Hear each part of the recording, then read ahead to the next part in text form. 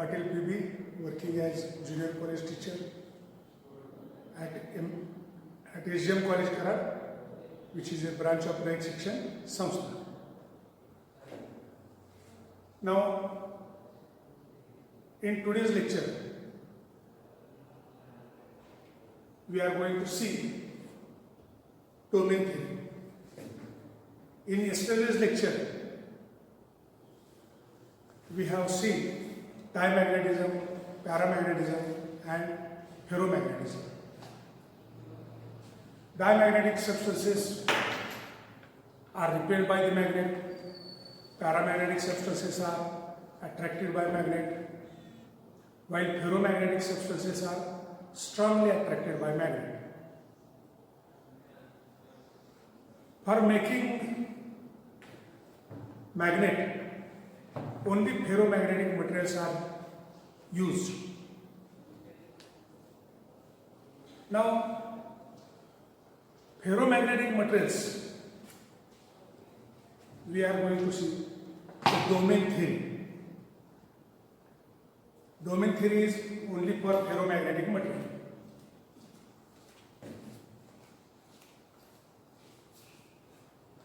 In ferromagnetic material, there is strong interaction between the atoms. And due to this strong interaction between the atoms, small regions of an atom are formed. These regions are known as domains. These regions are known as domain. In this diagram, I have drawn number of domains. This domain, this domain. Size of domain may or may not be same. Size of domain is 10 raised to minus 6 meter to 10 raised to minus 4 meter. And the number of atoms present in each domain are 10 raised to 10 to 10 raised to 17 atoms. The number of atoms present in each domain are approximately this number, and size of domain is 10 raised to minus 6 meter to 10 raised to minus 4 meter.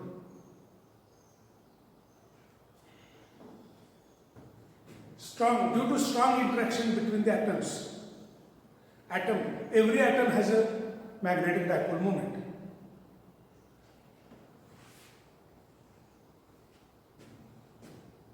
डोमेनचं वैशिष्ट्य काय तर डोमेनमध्ये जेवढे atom आहेत त्या सर्व ॲटमचं magnetic moment हे एकाच डायरेक्शनमध्ये असतं. All the atoms have magnetic dipole moments in the same direction. The common direction of the magnetic moment is known as axis of domain. Is known as axis of domain. And the boundary between the domains is known as wall of the domain. And when ferromagnetic substance is placed in absence of electric field, in absence of magnetic field, the total magnetic moment of ferromagnetic substance is 0, because all domains are randomly oriented in all possible directions. Therefore, total magnetic moment of the substance in absence of magnetic field is 0. It means ferromagnetic substance does not show any magnetic properties in the absence of magnetic field. Even if the individual domain has non-zero magnetic moment, the total magnetic moment of ferromagnetic substance is 0. Now, when we apply is field, magnetic field to ferromagnetic substance. What happens when if we magnitude, initially if we keep the magnitude small, then axis of all domains trying to align their axis in the direction of the field. And if you increase the magnitude of the field, if you increase the magnitude of the magnetic field, then all domain axes are abruptly turned in the direction of the field. And domain boundaries destroyed. All axes are abruptly turned. All the atoms of this paramagnetic substance possesses magnetic moment in the same direction, that is in the direction of magnetic field. Therefore, this substance possesses strong magnetism.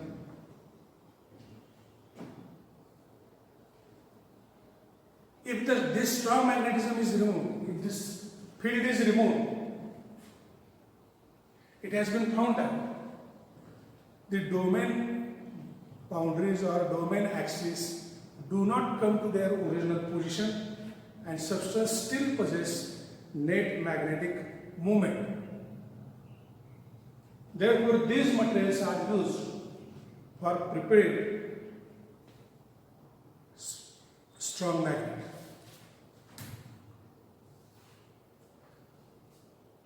Now, what is the effect of temperature on ferromagnetic substance? Now, we are going to see what is the effect of temperature on ferromagnetic substance. If we hit the ferromagnetic substance,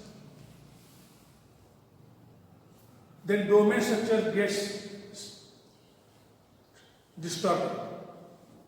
Means the coupling between the domain becomes weak.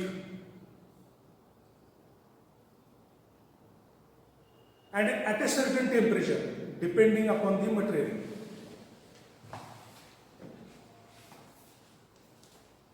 the domain structure of the ferromagnetic substance gets destroyed and substance is converted into paramagnetic substance. The temperature at which domain structure of the ferromagnetic substance gets destroyed is known as critical temperature.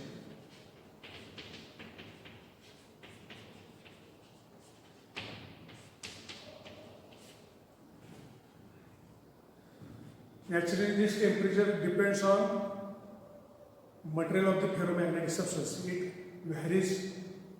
It is different for different materials.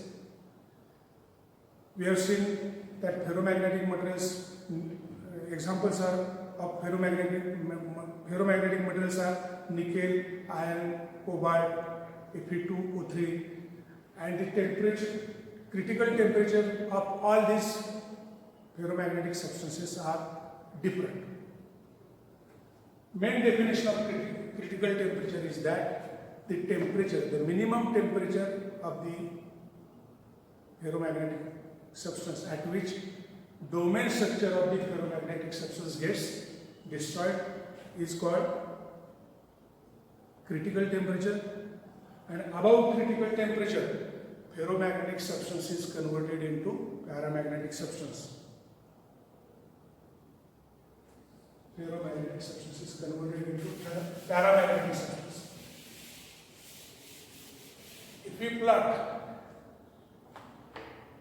a graph of susceptibility versus temperature, susceptibility versus temperature,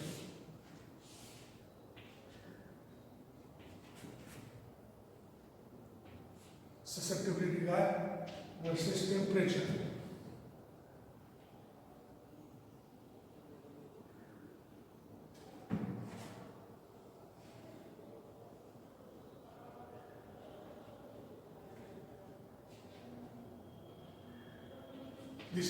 this curve is for ferromagnetic.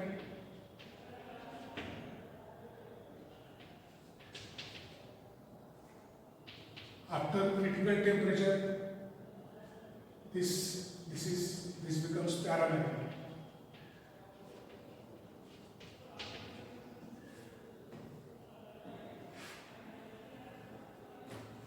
And this is T.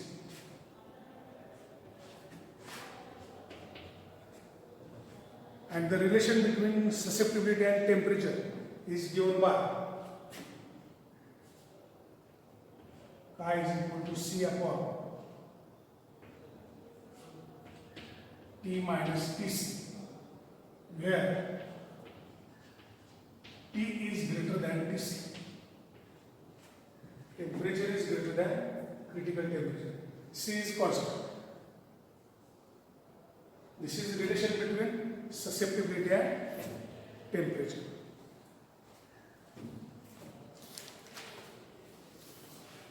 Now, Curie temperature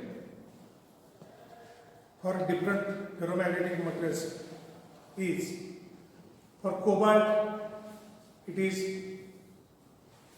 1394 degree Kelvin. For iron it is 1043 degree Kelvin. For nickel it is 631 degree Kelvin, and for gadolinium is 317 degree Kelvin. This is all about domain theory. The second article now we are going to see is hysteresis.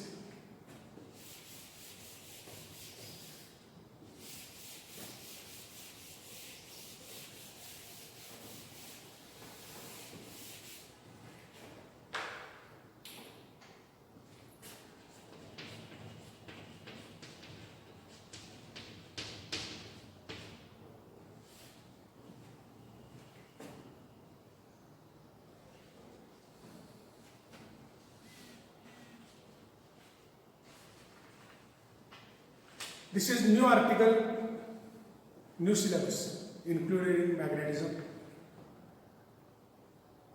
Let us consider an unmagnetized ferromagnetic material is placed inside a solenoid,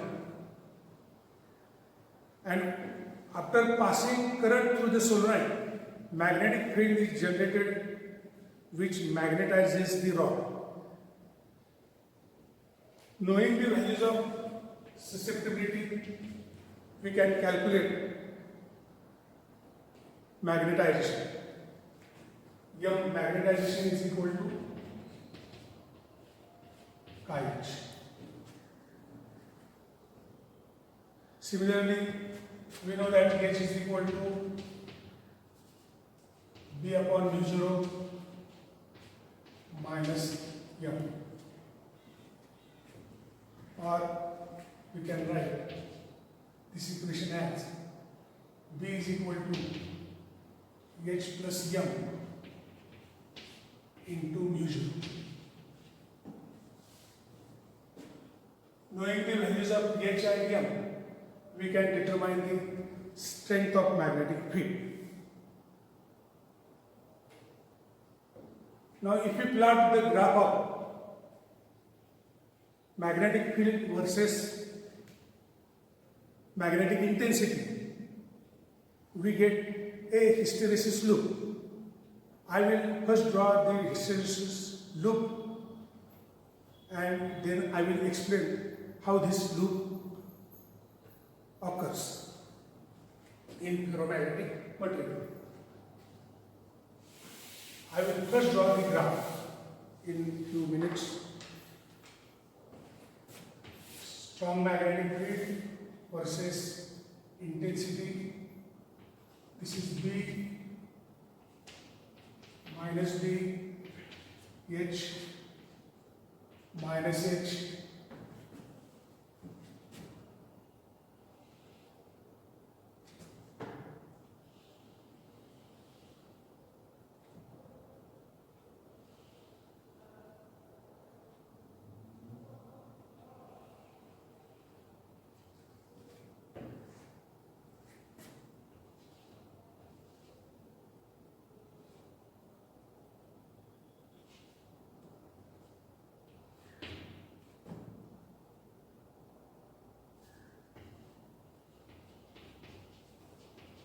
saturation value, B is retentivity,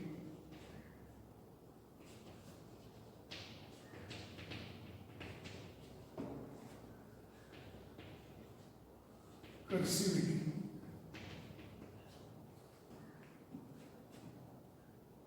saturation in opposite direction,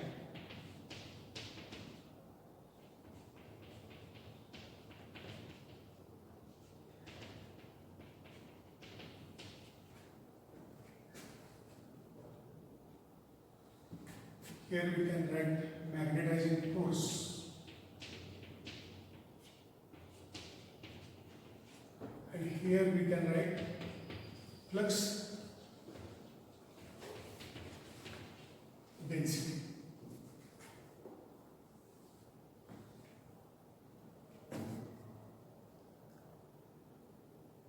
Unmagnetized ferromagnetic material is kept in a solenoid. On passing current through the solenoid, this unmagnetized ferromagnetic material becomes magnetized. Now we are going to see how this graph occurs. At point O in the graph, the material is in unmagnetized state. At point O in the graph, the material is in unmagnetized state. If we increase the value of H, that is, if we increase the value of current in the solenoid,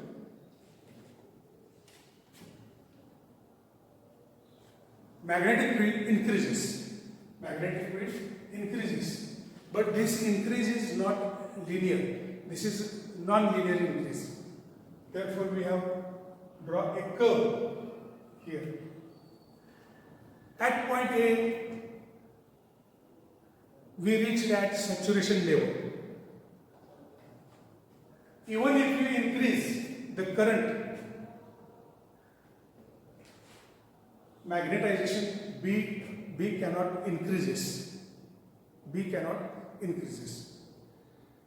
This represents complete alignment. This represents complete alignment and merger of domains of all ferromagnetic substances. Merger of domains in a ferromagnetic substance is represents. Now, if current in solenoid is now reduced, if current in solenoid is reduced, the earlier path of graph is not retraced, and we achieved at point B. Here, H is equal to 0, but B is equal to not 0. At point B, H is equal to 0, but B is not equal to 0. This point B is called retentivity. Retentivity.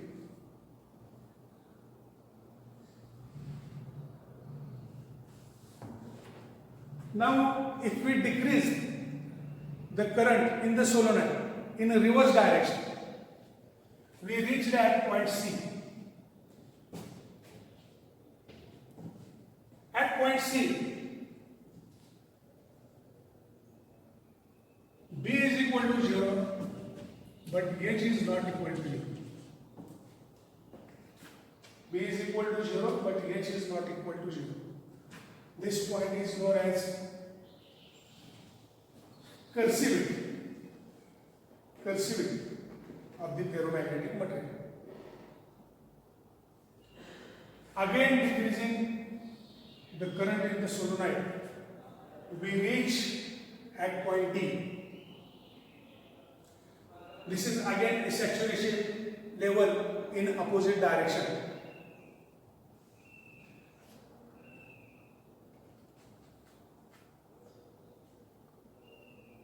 Now if we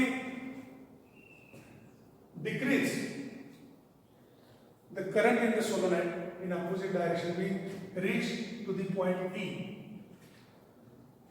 And after increasing the value of current, we get the curve EFA.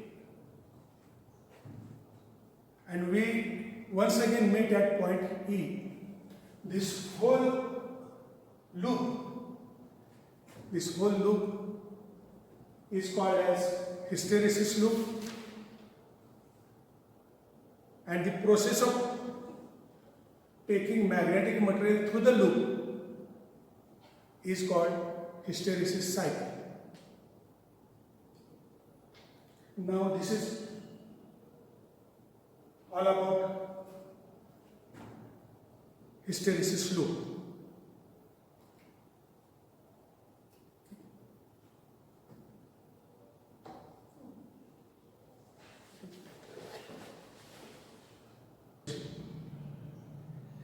Thank you very much.